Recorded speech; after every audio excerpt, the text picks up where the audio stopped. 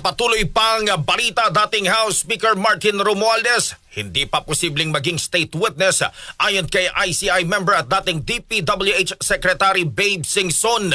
Kasama mo sa balita si Radyo Manchil Emprido. RMN Live Report.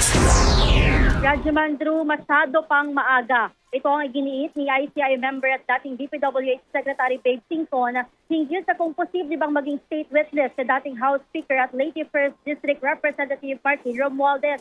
Ayon kay dating DPWH Secretary Babe Singson, hindi pa sapat ang impormasyong nakuha nila o ng ICI sa pagharap ni Romualdez sa komisyon kahapon. Kaya pinababalik siya sa susunod na linggo. Kailangan pa rin anyang pag-aralan ng ICI ang nasa 100 pahinang affidavit na isinumite sa kanila ng nasabing mambabatas.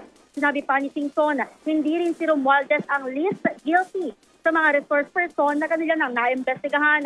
Kahapon nang dumalo sa imbitasyon ng Independent Commission for Infrastructure o ICI si Romualdez at nagbigay ng mga impormasyon sa budget process. Una nang sinabi ng Malacanang na nakadepende pa rin sa testimonya at detalyeng ilalabas ni Romualdez sa komisyon kung pasok ba itong maging state witness. Kasama mo sa DZXL RMN Manila, Radyo Manchil Emprido, sa Top RMN.